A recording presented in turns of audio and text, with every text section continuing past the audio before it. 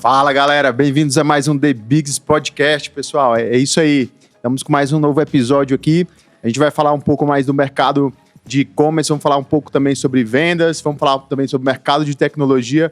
Muito assunto hoje, hein, Davizão? Bastante. Estou bem empolgado. Eu sou o Davizão, aqui comigo o Grandão, e temos a ilustre presença do Fábio Lima, ele que tem mais de 25 anos de experiência em marketing, vendas no setor de tecnologia e eletrônicos, né? Ele passou um período na Samsung e hoje está na direção de vendas da Lenovo. E aí, Fábio, como é que você tá, cara? Tudo bem. Prazerzaço estar aqui. Primeira vez que eu tô num podcast, sei que o negócio não é entrevista, é o bate-papo, né? Então a gente vem aqui para bater um papo, só não posso me empolgar e começar a falar até opinião de coisa que eu não sei, que eu não domino. Então vamos de boa aí. A gente tá aqui para te ouvir e aprender contigo, Fábio. Tá certo. Fábio, aproveitando, em 30 segundos, quem é o Fábio Lima? Fábio Lima é o marido da Lúcia, pai do Fernando.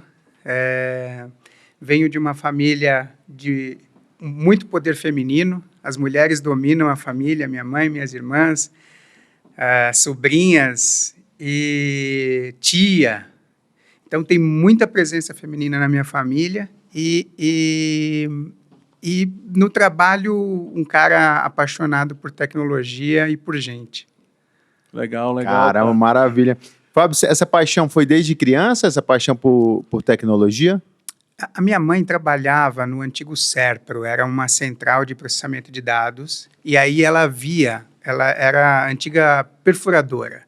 Lembra que tinha nos cartões a perfurar, tinha as pessoas que perfuravam, aí tinha a leitora do cartão, que era aquele cartão todo furadinho, que é hoje o que a gente armazena num chipzinho aí, num pendrive, era feito em cartão de papel.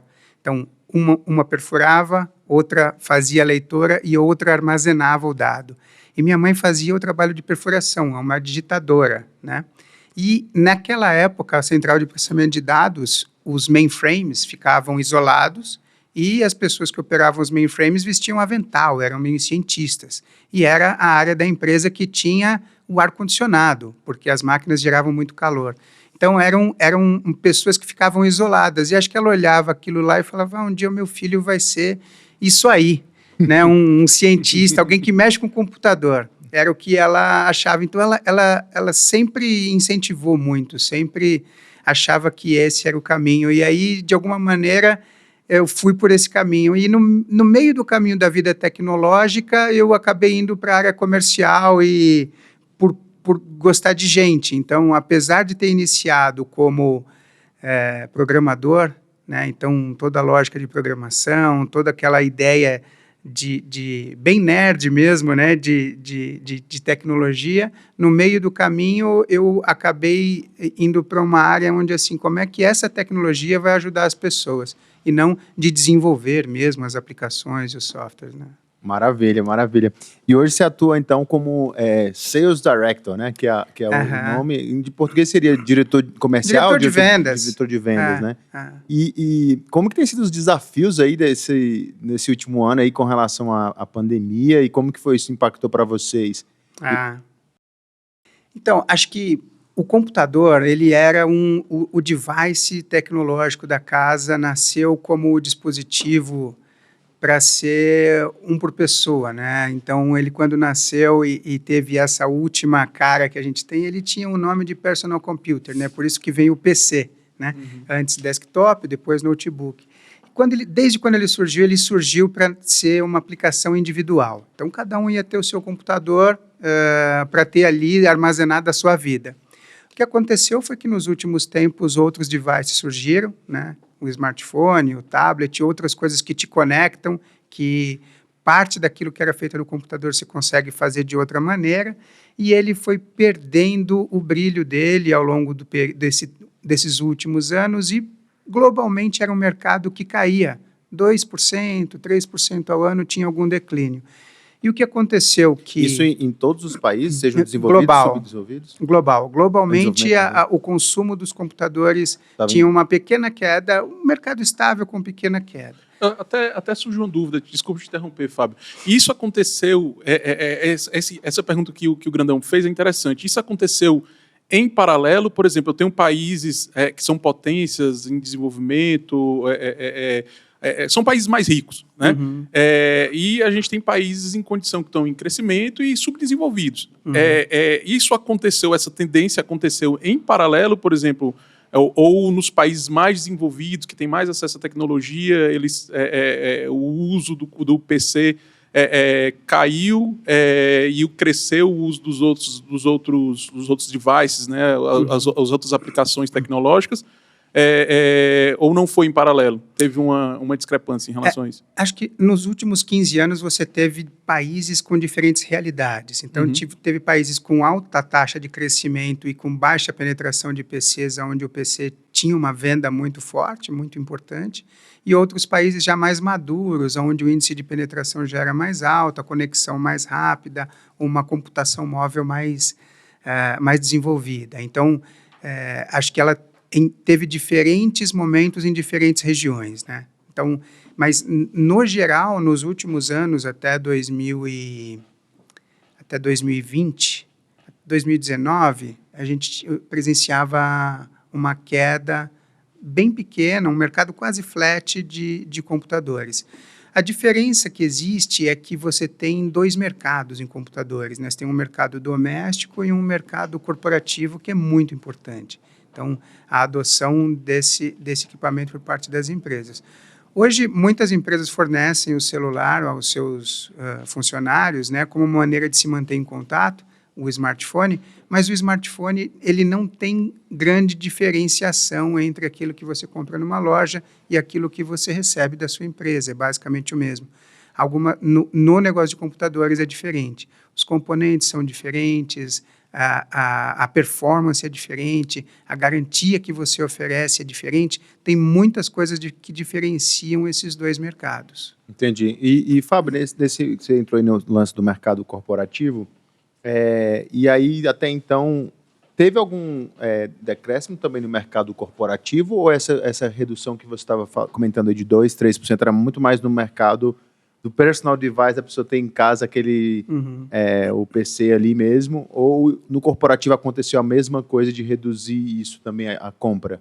Não, o mercado corporativo, na verdade, é o que sustentou o uso do PC durante muito tempo, né? Quando a gente compara as movimentações de mercado. Diferente um pouco no Brasil. O mercado brasileiro de consumo é um mercado importante, é um mercado relevante. O Brasil chega a ter até entre 3,5% e 4% do mercado global, quando você olha só o mercado de consumo, né? Então, o Brasil, muita gente ainda compra no varejo, talvez pela facilidade de crédito, né? Que você precisa comprar alguma coisa para o seu negócio, o varejo te vende em 10, 12 vezes, então...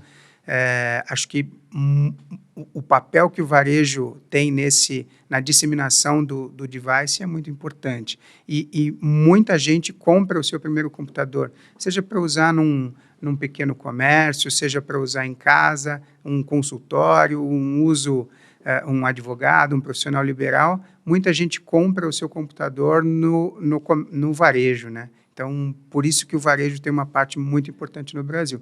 Mas, voltando a essa questão da variação, a principal variação foi no mercado doméstico globalmente. O mercado empresarial permaneceu mais estável.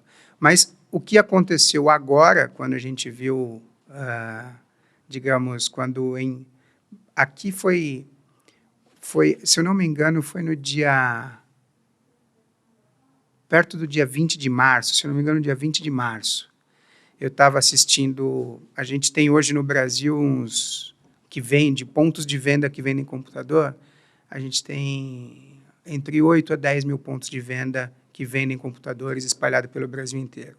Isso entre hipermercados, lojas de eletrônicos, lojas especializadas em informática. Somando tudo, chega a uns 8 a 10 mil.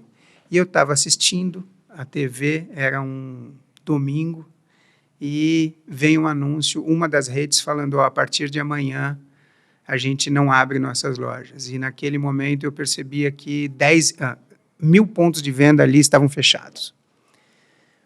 Meia hora depois, uma outra rede de varejista muito grande fala a mesma coisa. A partir de amanhã, nossas lojas estão fechadas.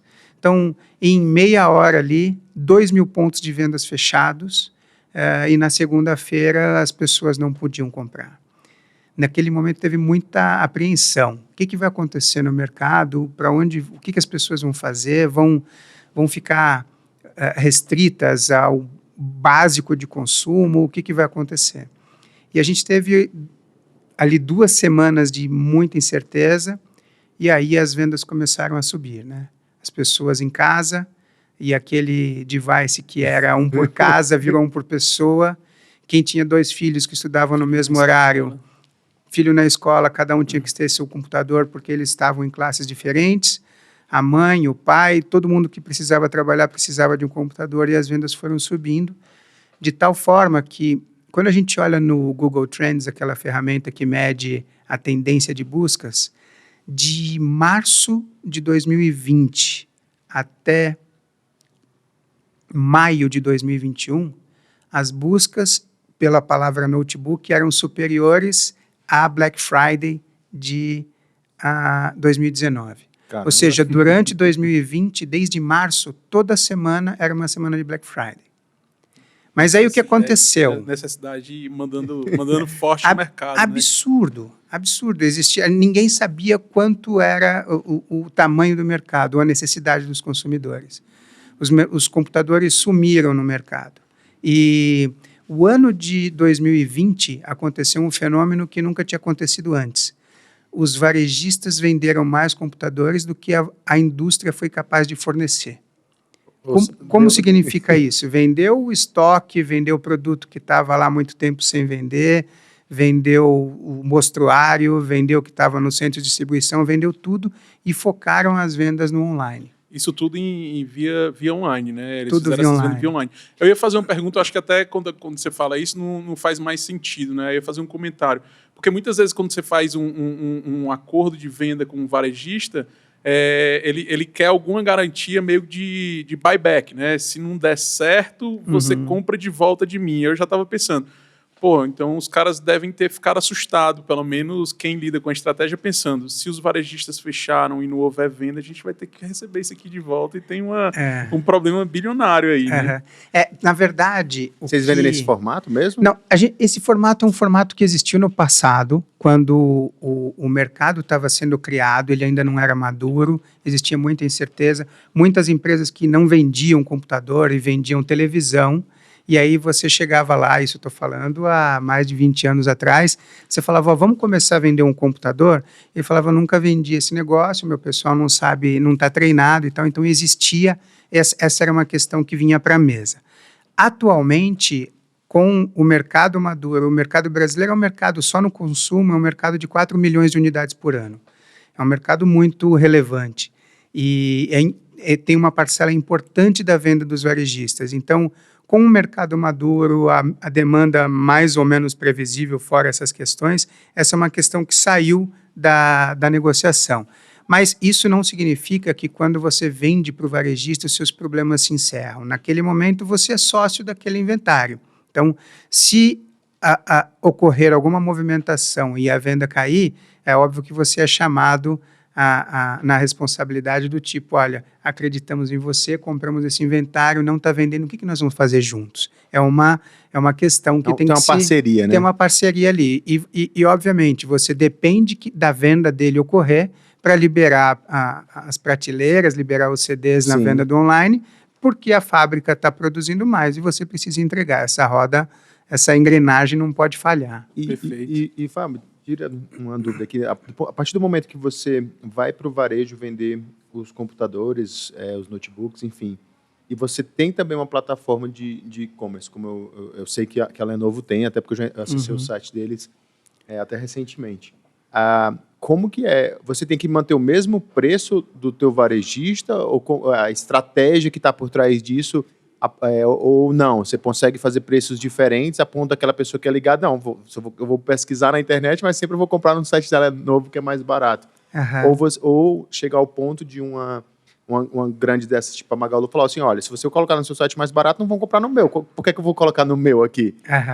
Como que é essa estratégia de preços, do que você pode falar assim, a respeito do site versus varejistas e e-commerce? Do ponto de vista da indústria, a indústria tem que pensar que o cliente dela é o consumidor final. O produto precisa chegar na casa de alguém.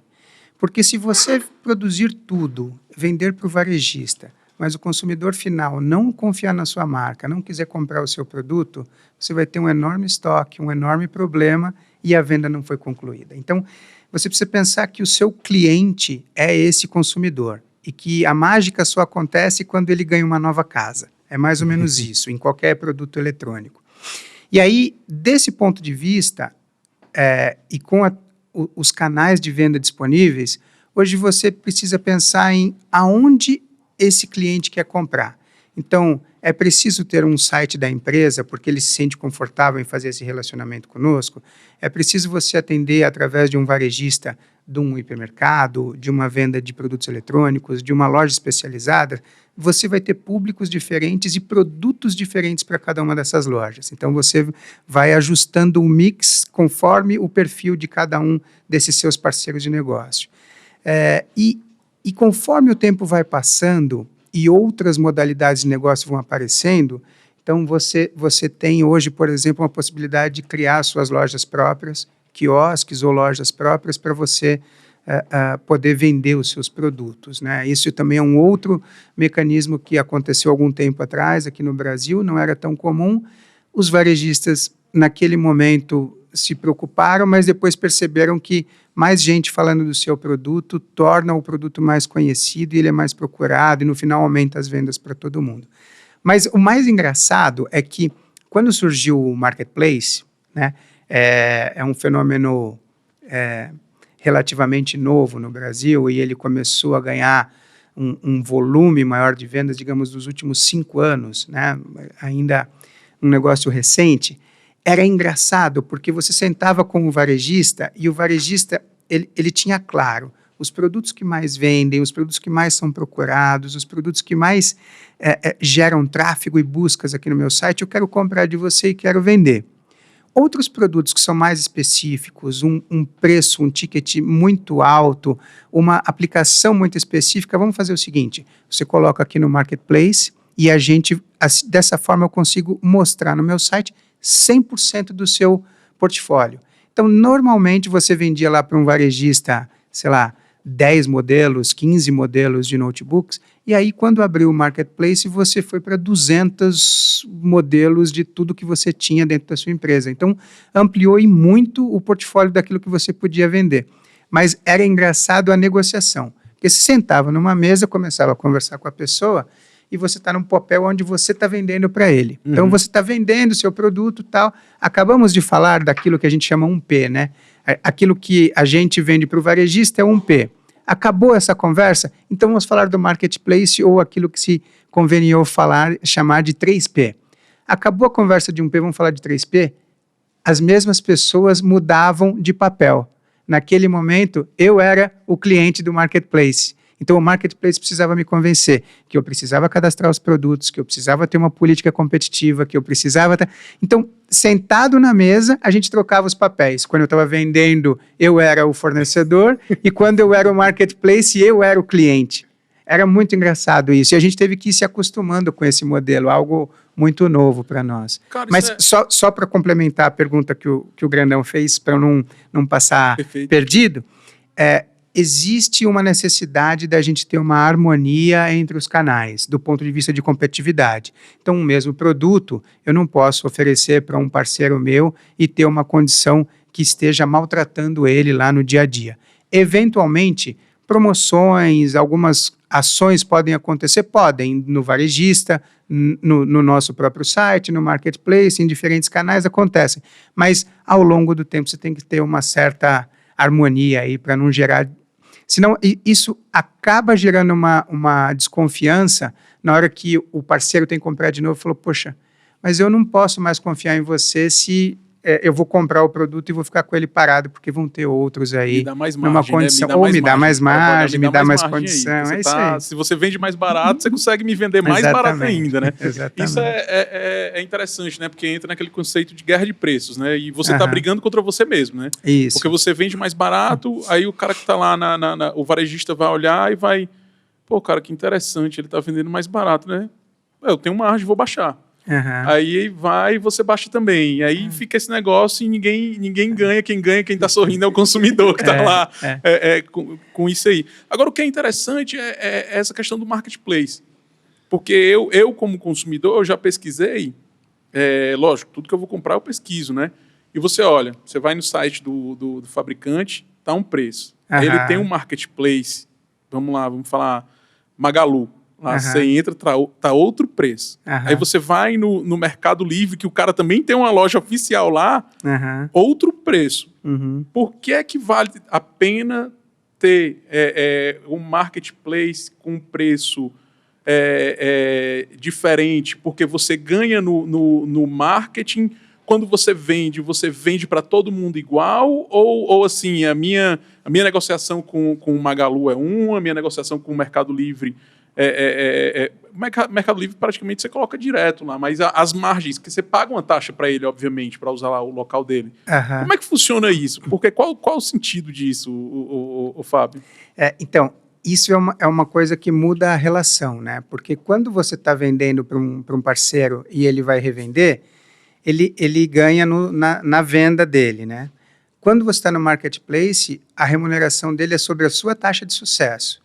Se você tiver com os produtos expostos lá e não vender nenhum, ele não ganha nada. Ele não tem nenhuma remuneração.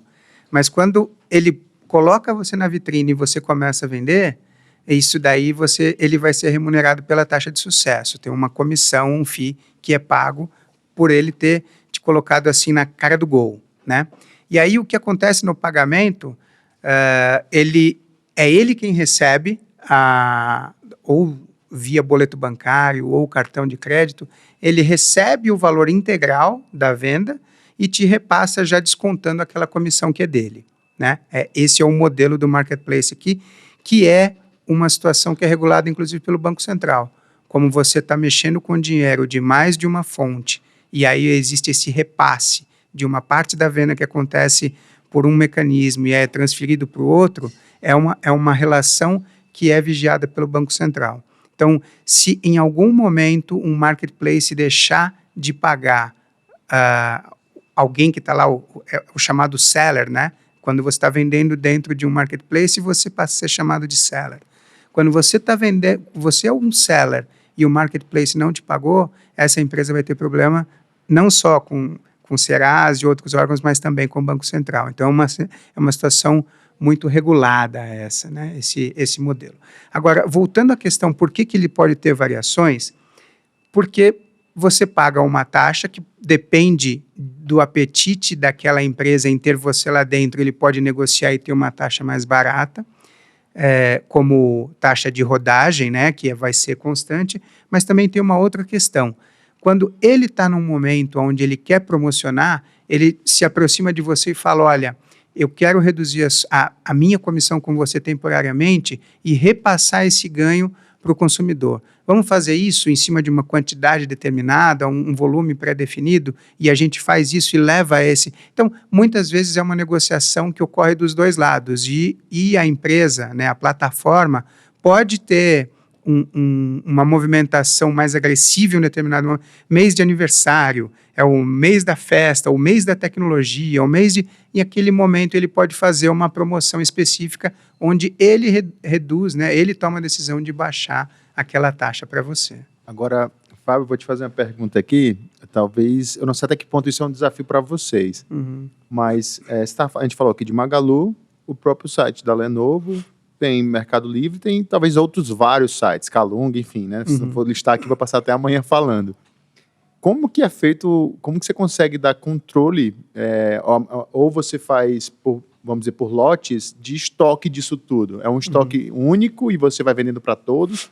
Ou você faz, não, vou colocar 200 desse produto aqui no Mercado Livre e aí eu sei que tem 200 lá no meu estoque no Mercado Livre, tem talvez 30 no carrinho dele.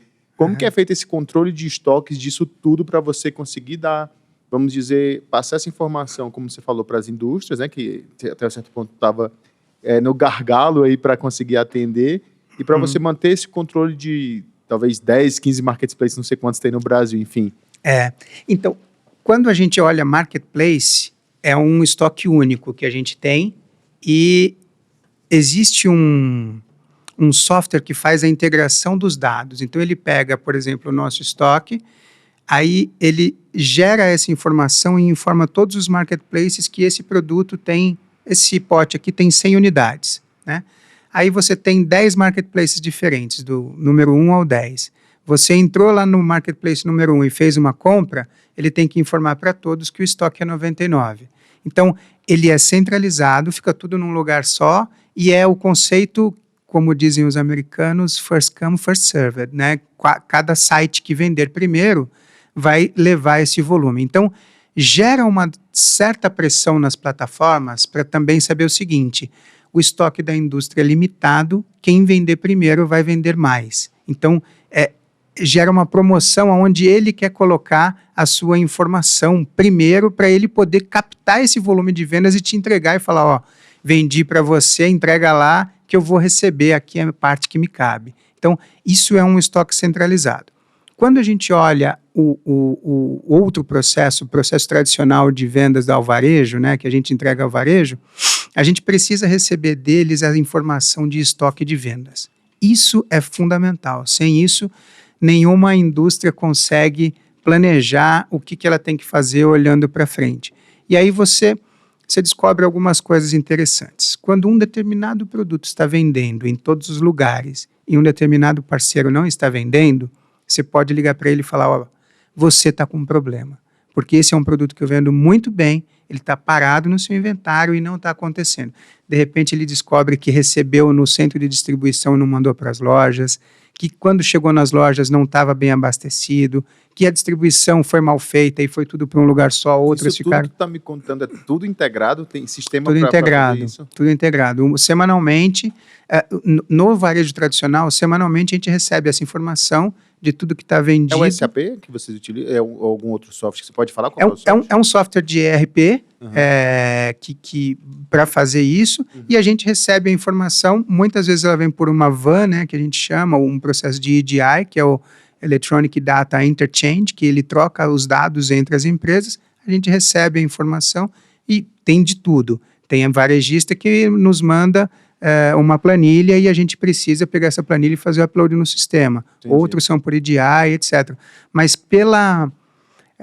como, digamos assim, o departamento de vendas é a parte envolvida e que tem um conflito de interesses nessa informação, é importante para a lisura do processo e para a governança que ele não passe pela área de vendas, que ele vá direto a um departamento de inteligência da empresa. E aí esse departamento de inteligência publica a informação, dizendo quanto foi a venda e quanto tem de estoque em cada um dos varejistas. A partir daí, toda a produção que vem para frente, você planeja de acordo com a demanda que cada varejista está te entregando. Então Entendi. Isso aí entra meio que uma questão de compliance no caminho também, né? Também. Para o pessoal de vendas comercial, não que eu estou dizendo que isso acontece, né? Mas o pessoal não dá um meio de dizer que o financeiro foi melhor do que realmente foi, o resultado foi melhor do que realmente foi, né? Deixa eu até me explicar nesse sentido, porque assim, eu confio absolutamente na minha equipe.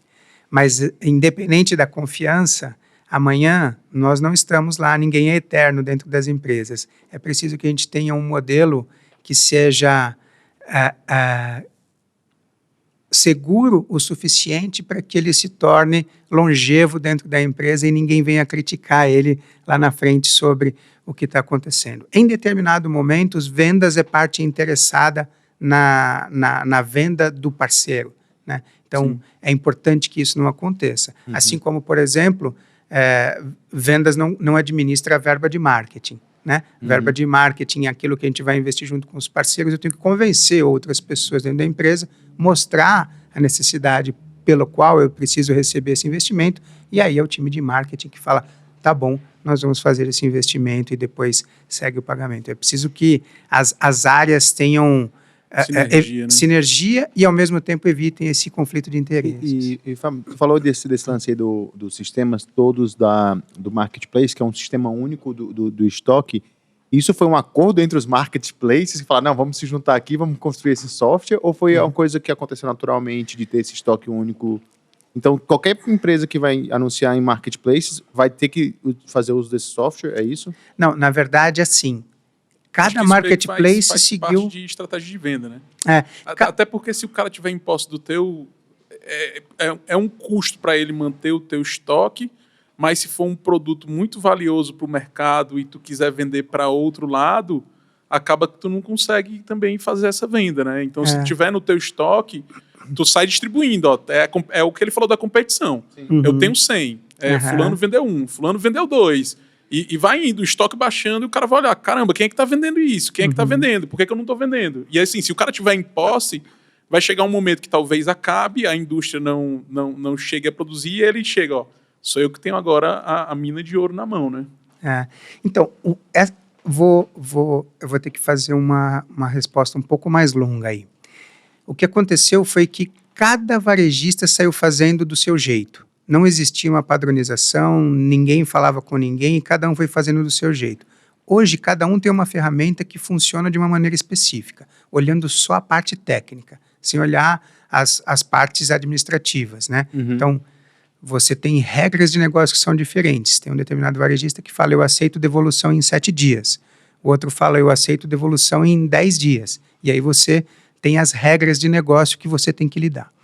Voltando à parte técnica, imagina o seguinte, eu preciso falar uma única língua, que é a língua da minha empresa, para 10 empresas que falam línguas próprias, completamente diferentes. A gente tem a figura de um integrador.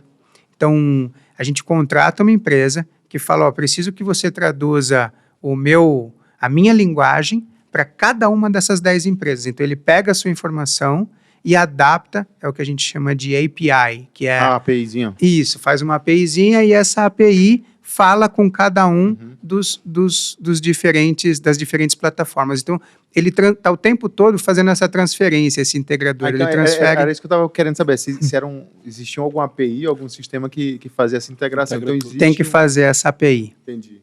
Caramba, bem interessante isso aí, porque...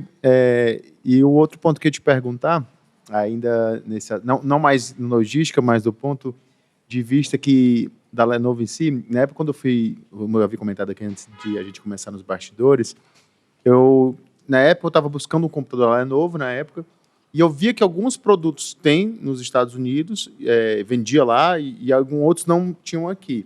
Né? E aí eu fico pensando, o mix de produtos hoje é muito diferente para qualquer país, você vai meio que montando um mix específico para aquele país e vai se adequando aquilo ali, ou as peças chegam e aí você fala assim, agora eu estou com esse processador, isso aqui, eu vou montar aqui. As montagens são realizadas aqui no Brasil ou são realizadas, enfim, a indústria é onde que acontece isso? Então, aqui no Brasil, em geral, uma indústria de eletrônicos, para ser bem sucedida, precisa ter produção local. E você precisa, dentro dessa produção local, ganhar escala. É o nome do jogo. E o que acontece? Você tem alguns benefícios fiscais que são concedidos pelo governo para você ter essa produção local e, a partir dessa produção local, você consegue entregar esse produto para todos os seus consumidores.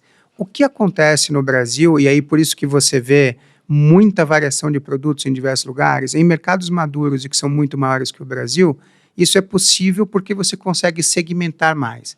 No Brasil, isso nem sempre é possível, porque você precisa ter aqueles produtos que você tem escala. E, eventualmente, produtos que atenderiam a um segmento específico do mercado, você não consegue trazer porque as taxas de importação são muito altas, o que deixa o produto totalmente fora de precificação aqui no Brasil. Não fica competitivo, né? Por isso que, normalmente, a linha de produtos no Brasil ela é mais enxuta do que em outros lugares. Entendi. Isso é comum.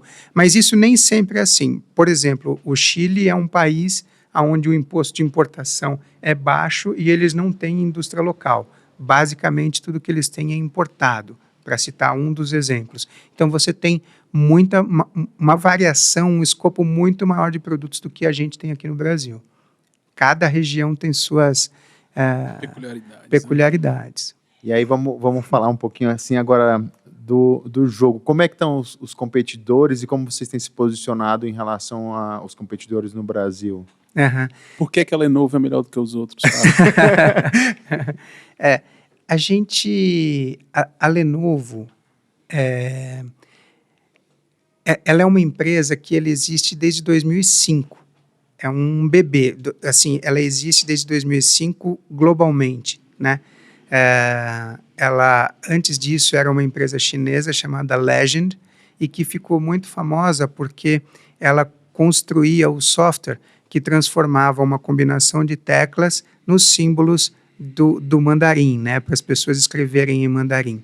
E isso foi uma tecnologia criada por eles, largamente difundida, a empresa cresceu, e um dos grandes parceiros era a IBM nessa época. Quando a IBM percebeu que ela poderia ter um caminho diferente, ir para um caminho mais de consultoria, de serviços e uma outra linha de negócios, e que ela queria abrir mão de construir o produto, né, parafusar, embalar, transportar e ter uma longa cadeia aí nesse processo. É preciso muita resiliência para cuidar da venda de produtos no end-to-end, né? A Lenovo, desde 2005, a Legend adquiriu a divisão de PCs da IBM e eu me lembro ainda como se fosse hoje, quando me disseram que uma empresa chinesa tinha comprado a IBM, isso em 2005, eu duvidei da notícia, eu achei que não era verdade, não é possível, um gigante, né? A IBM era um colosso, era uma coisa espetacular, é como desses grandes nomes das grandes empresas modernas aí que você vê hoje, que de repente alguém te fala que foi vendida para um país que não tinha tradição em produtos de altíssima tecnologia. E quando isso aconteceu, eu desconfiei e passados, depois, acho que mais uns 12 anos, eu me vi nessa empresa. Então, é uma empresa que expandiu a partir da sua fortaleza de uma linha de produção, capacidade logística e dos insumos e tal, tudo que vinha sendo criado na Ásia e acabou se transformando num grande player global. Hoje, globalmente, a Lenovo é a empresa que tem a liderança desse mercado. Ela tem, de acordo com alguns institutos de pesquisa, aí, normalmente a gente olha o IDC, a gente tem a liderança de acordo com os números que são vendidos. Isso é muito importante no negócio de eletrônicos, né, para te dar a escala global daquilo que você precisa. E aí eu acho que essa pergunta ela é respondida de trás para frente, né? Acho que a gente não seria líder se o produto não fosse tão bom, né? Então acho que tem esse sentido aí. Então acho que acho que a gente consegue oferecer uma gama de produtos aqui no Brasil que ela atende a todos os consumidores, né? Então se você pensar sistema operacional, a gente tem o Linux e tem o Windows. Se pensar processador, a gente tem a AMD e a gente tem Intel. Se pensar plataforma, a gente tem uma plataforma de entrada, a gente tem uma plataforma que é flexível, isso só falando do mercado de consumo, né? Tem uma plataforma de entrada, uma plataforma flexível, uma plataforma premium, que é o produto chamado Yoga, que ele é super fino e leve, tem uma plataforma gaming. Então, a gente consegue entregar um produto com uma especificação muito próxima daquilo que ele precisa entre todas as variações possíveis de mercado. Acho que isso é fundamental. Então, às vezes eu vou numa lojinha ali, um pequeno comércio, aquele cara que vende comida por quilo ali, e aí você olha lá, no caixa dele é um notebook Lenovo que ele está usando, como é uma aplicação específica, só funciona para ser o caixa daquela empresa, ele comprou uma máquina com Linux e opera uma única aplicação o dia todo, uma aplicação confiável, uma máquina boa que não vai deixar ele na mão, na hora do checkout ali, por exemplo, né? Uma operação crítica. O checkout não pode parar, né? Sim. Tem milhares de pessoas que comeram... Agora, viu? Pode parar. O Fábio vendeu a caneta aqui agora, viu? Cara, isso é interessante. A gente até abordou no meio do caminho assim, a liderança em vendas. Eu entendo que com a pandemia isso aí também subiu a quantidade de computadores vendidos, a gente até comentou isso aqui. Uhum. E agora a gente começa a ver um movimento de híbrido, retorno das escolas, etc. Uhum. Como é que estão as previsões aí de mercado para esse setor, com as coisas voltando aí ao que era em 2018, que não vai ter essa venda, não vai precisar mais daquele computador para 3 crianças, 2 crianças em casa, o pessoal trabalhando, etc. Como é que é a tua visão em cima disso? Assim, quando a demanda surgiu e todos os consumidores foram, basicamente o mundo inteiro foi atrás de computador num mesmo momento. Sim. A cadeia de suprimentos se esgotou de tal forma que eu nunca tinha vivido isso antes. O tempo todo varejista me pedindo mais máquina, eu preciso de mais, eu estou sem estoque, eu vou ter ruptura. Já pensou a dor de cabeça do Fábio? Era, caramba, eu não tô conseguindo. Peraí, pessoal, vamos organizar um leilão. E Então, aí chegou um momento é a dor de cabeça boa, né? Essa é a dor de cabeça boa. Mas a gente meio que sofreu juntos, porque a gente não conseguia entregar a quantidade que eles queriam, e teve um momento onde o meu concorrente não era o outro fabricante, o meu concorrente era a Lenovo Rússia, a Lenovo Índia, outros mercados, porque como o suprimento era escasso, as geografias estavam disputando aquele mesmo suprimento. Uhum. Então, quem tivesse uma capacidade de receber esse produto, produzir e entregar para o mercado, poderia ter a preferência, mas o modelo que a companhia usou foi de manter o percentual de mercado de cada geografia de acordo com o volume que a gente precisava para manter o modelo de liderança global. Ela não migrou por outros interesses de curtíssimo prazo. Ela manteve um critério baseado no tamanho e na proporcionalidade de cada mercado. Mas isso não significa que a nossa vida foi fácil, porque a cadeia chegou num momento onde o Grandão tinha até falado de como que ficou os processadores, né? Os processadores em determinado momento... uma queda de estoque, né? Quando não é processador era tela, quando não era tela era memória, quando não era memória era HD, porque assim, não existia mais... tudo que você tinha de informação do passado não era mais suficiente para planejar a demanda futura, porque o que aconteceu era algo sem precedentes. Então, o tempo todo faltava algo na cadeia, não existia como suprir. Chegou um momento, eu não lembro, eu não sei exata, porque eu não sou muito técnico, mas assim, tem uma parte do silício, que é uma produção de um negócio chamado xisto, que é uma pasta, é um mineral que você retira lá, vocês conhecem muito mais do que eu desse negócio, e que ninguém nunca prestou atenção nesse material, porque ele é vendido a tonelada por centavos, é um negócio muito barato. E ele entrava na cadeia normalmente. Chegou um momento onde faltou isso. Então imagina você ter uma cadeia tecnológica inteira, pesadíssima, e que ela está sendo impactada por conta de um mineral que nunca teve muito valor e por conta disso nunca prestaram muita atenção nele. Então assim, o tempo todo era a revisão da cadeia e redefinição dos prazos, porque na ponta, a venda acontecia muito mais rápido do que você imaginava e no recebimento das partes e peças e na produção, a cadeia não estava pronta para fazer isso. Fábio, uma dúvida que eu estou tendo aqui agora, hoje a parte de e-commerce do próprio site da Lenovo, você que controla tudo, tipo, para saber, tipo, olha, está demorando 3 horas para fechar uma compra aqui, da compra de um computador, está demorando 2 horas e meia, demorando 2 horas.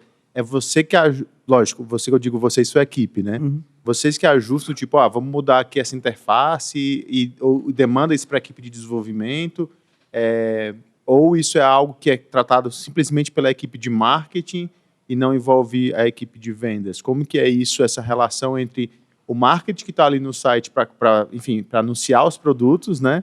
E meio que a equipe de vendas também no site, tem a equipe de desenvolvimento que vai implementar aquilo que vocês estão pensando junto com o design, enfim, como que é essa parte do site de vocês mesmo, do site da Lenovo? Então, a gente tem uma equipe totalmente dedicada, uma diretoria separada para vendas diretas e que a gente trabalha muito junto, porque, por exemplo, no caso do Marketplace, é um negócio que a gente depende dos varejistas e a gente vai lá junto. A venda direta, existe um time que toca isso, mas eu posso comentar um pouco com você sobre essa dinâmica. A gente tem a plataforma que a gente desenvolve para colocar disponível a vitrine lá para você consultar, para você fazer as comparações, etc. É uma plataforma global, o que nos ajuda muito, porque imagina que a gente opera em 160 países, então a gente consegue diluir o custo de desenvolvimento da plataforma para todos os lugares onde nós estamos. Isso daí já é um grande benefício para nós, né?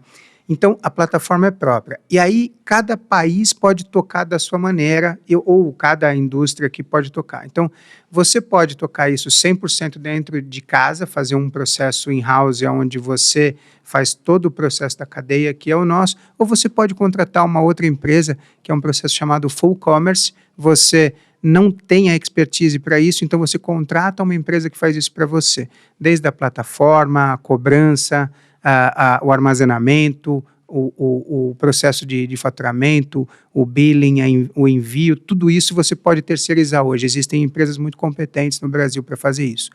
A Lenovo optou por um caminho de fazer tudo em casa, então a gente tem a nossa própria plataforma, onde a gente mede todo esse tráfego que acontece, a gente olha, então, quantas pessoas entraram, quantas funil de pessoas, vendas, né? o funil, quantos entraram, quantos pesquisaram, tal, até conversão. Isso faz parte da tua equipe, observar esses números? Ou... Tem uma equipe específica dentro da Lenovo que faz isso e controla. Então, só para ter uma ideia, uma taxa de conversão, isso não estou falando especificamente da empresa, mas estou falando do mercado, né? Dado recente, a cada 100 pessoas que entram para fazer o tráfego, nesse funil, 1,6 você vende. Então, é muito tráfego para pouca venda, né? Então, é muita gente consultando para uma conversão baixa. Óbvio que quem consulta 10 sites para fazer uma compra. E você consulta, às vezes, nesse momento, ou decide adiar a sua compra e ela vai sendo postergada. Então, a gente olha tudo isso, produtos que são abandonados no carrinho, consultas que foram feitas e compras que não foram concluídas, então a gente faz todo um processo você deixou um e-mail esse tradicional, né? Mas isso, então tem uma equipe especializada que cuida disso. Né? Sim. Existe uma conversão de vendas nesses e-mails que todo mundo recebe, né? Você deixou o item lá no seu carrinho. Existe uma taxa de conversão de vendas em cima disso? Vocês observam quais são os principais KPIs que vocês observam dentro de uma venda online dessa? A primeira é tráfego, né? Se você não tem tráfego, todo o resto já foi, né? Se você tem uma taxa de conversão que não varia muito em relação aos segmentos de indústria, o que vale mais do que tudo é o tráfego. Então, o tráfego é o principal, né? E falando de tráfego, eu vou fazer só uma pausa para falar um pouco sobre o Marketplace, a ideia do Marketplace, e aí a gente já volta a falar dessa questão de venda direta. O Marketplace, existe um conceito que foi criado pelo James Collins chamado de Flywheel Effect. O que acontece no Marketplace? E ele vendeu esse conceito para o Jeff Bezos, que espertamente soube implementar na Amazon. Imagina o seguinte, você tem a sua plataforma, você está lá vendendo, e aí você começa a convidar outras empresas para vender lá dentro. Então, quando você aumenta o número de pessoas, de sellers lá vendendo, você aumenta a oferta de produtos e a oferta de diferentes segmentos. Isso faz com que, quando o cliente entra, ele começa as buscas dos SEO, elas começam a trazer tráfego para o seu site de uma maneira mais orgânica. Você não precisa mais comprar tanto, porque você tem muita coisa cadastrada dentro do seu site. Gera tráfego para o seu site. Quando gera tráfego para o seu site, gera uma boa experiência para o consumidor, porque provavelmente ele vai achar mais facilmente o produto. E quando gera mais tráfego, gera mais vendas. Se gera mais vendas, você tem mais sellers querendo entrar. Se tem mais sellers, e isso faz um efeito que é um ciclo virtuoso, onde quanto mais você vende, mais sellers você tem, melhor a experiência do cliente e aumenta as vendas. E quando isso acontece, mais sellers e assim por diante. Tem toda uma dinâmica de sistemas aí por trás. E isso daí é o que leva... Imagina que você tem uma equipe de varejo para poder cadastrar produto, para poder promocionar seu produto, para poder colocar ele à vista, né, a demonstração para o consumidor, e de repente você passa a ter outras 1.000 empresas, 20.000 empresas, 100.000 empresas vendendo dentro do seu site e provocando o consumidor cada vez querendo fazer mais e melhor. Então, isso gera um efeito que você gera o tráfego para dentro dele. É aí que está a importância do lado do varejista. E não só isso, como aqui no Brasil a gente tem uma briga agora muito grande, todo mundo querendo atrair os sellers, porque as vendas através do marketplace têm se mostrado, além de todos esses benefícios, as vendas também são mais rentáveis, as vendas feitas no marketplace.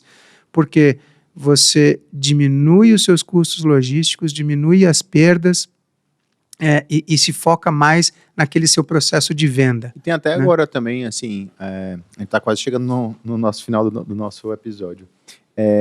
O entregue por empresa tal, entregue pela Amazon, entregue vendido por entrega, às vezes é duas empresas e aí diferentes mesmo. Tem então... um benefício até disso, né? Porque você consegue até mesmo ter, aqui em São Paulo, por exemplo, você tem benefício de entregas em D+0, né? Entrega no mesmo dia, mesmo outras D+1. E aí tem todo esse desafio dos marketplaces aí, entregas em tempos curtíssimos, né? E eu lembro que teve um aluno, inclusive, que trabalha na DHL, que é com logística, ele falou que, cara, meus dias estão horríveis, estão virando a madrugada, porque em situações como a Black Friday, eles estão querendo, tipo, olha, 40% das vendas tem que ter entrega em D+0. Nem lembro qual que era a porcentagem, mas eles queriam que eles tivessem entregas em até 2 dias, até em um dia, né? Por exemplo, nos Estados Unidos tinha o Prime, lá que é o Amazon Prime, que era entregue até 2 dias em algumas regiões. Acredito que hoje tem até entrega pro Prime, entregas em 0 dias para vários milhares de produtos, né? Fábio, a gente está chegando quase no final aqui do nosso tempo, aqui do nosso episódio. Tem mais muita pergunta aí, não tem nenhum da visão? Cara, tem muito assunto. O Fábio tá dando uma aula pra gente aí de vendas, estratégia de vendas, então tá super interessante, cara. Fábio, só pra gente então fazer uma última perguntazinha aqui, eu queria te perguntar então, quais que são as tendências e os desafios aí da Lenovo aí para os próximos anos, assim, o que é que você imagina aí do principal desafio para a equipe de vendas, assim, o que é que tá hoje talvez tirando as noites de sono do Fábio? Eu acho que cada vez mais o vendedor ele tem que ter uma visão multidisciplinar.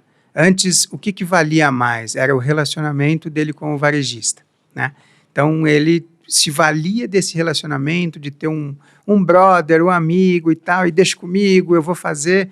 E hoje já, com tantos KPIs que os varejistas têm, não pode ter excesso de inventário, não pode ter produto sem giro, a margem tem que estar dentro do aceitável, algo que não era, sempre foi o objetivo final de uma empresa, mas as relações eram diferentes. Então, o que eu digo hoje é que no passado o vendedor ele se achava meio artista, né? Ele achava que, não, deixa comigo, num lance de sorte ou de genialidade eu resolvo o mês, resolvo o meu problema. E ele tem que ser cada vez menos artista, cada vez menos genial e cada vez mais operário. Ele tem que operar a venda do dia. Se ele não estiver vendendo todos os dias e com frequência e com consistência, ele não vai conseguir no final do mês e falar, não, eu entreguei o meu resultado. Isso eu acho que é o principal, assim, menos artista e mais operário. E a outra coisa que ele tem que ser, ele tem que pensar em como vender não só a brincadeira que eu faço é assim, não adianta só vender o atum, vender o peixe inteiro. A gente tem que saber vender o atum, mas também tem que saber vender o sushi. A gente tem que preparar ele e entregar de um em um. Então, o que é isso? Encheu uma carreta, entregou num grande varejista para ele vender, é fácil, né? Como é que a gente faz o marketplace para a gente controlar isso daí e vender de um em um? Porque o vendedor também precisa aprender a vender. Hoje, no ano passado, 47% de tudo que se vendeu no online foi através do marketplace.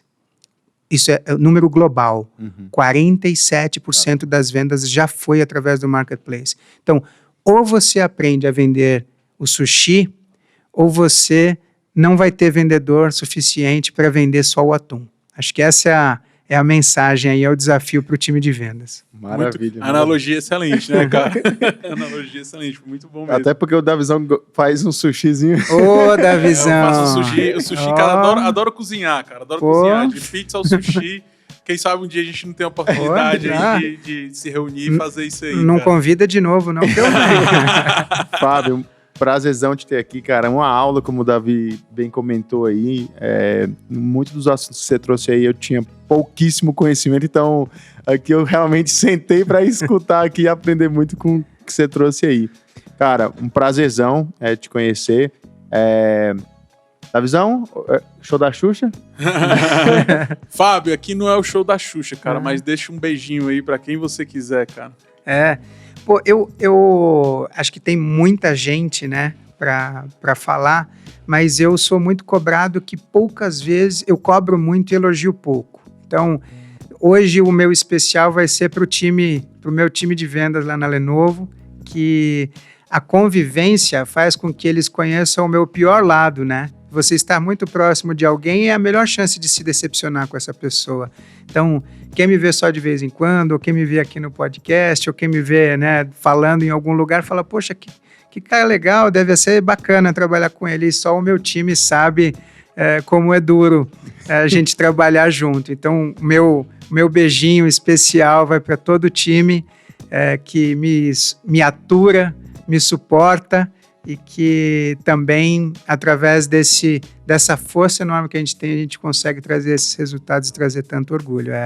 É por causa deles que acho que eu estou aqui hoje, né, Davizão? Se a gente não tivesse sucesso, vocês não me convidavam. É isso aí, cara, é isso aí. Maravilha. Fábio, prazer inenarrável te receber aqui.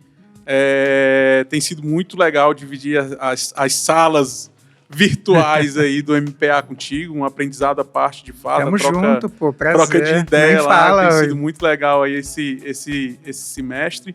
E é isso, agradecer mesmo de fato você estar aqui conosco e, mais uma vez, obrigado por essa aula que a gente teve hoje, tá? Eu que agradeço, obrigado e estamos Pessoal, esse foi mais um The Bigs Podcast. Se você não se inscreveu no nosso canal, clica aqui embaixo e se inscreve no nosso canal. A gente está periodicamente lançando aí episódios para vocês com enorme conteúdo. Agradecer ao Fábio que nos trouxe um enorme conteúdo hoje sobre a parte de vendas e e-commerce, deu uma aula de marketplace, tá? Então é isso, pessoal. Se inscreve no canal, dá um joinha, dá um like. Qualquer coisa, comenta também aí que a gente vai responder vocês. Um abração e até o próximo episódio. Valeu, até mais. Até mais, pessoal.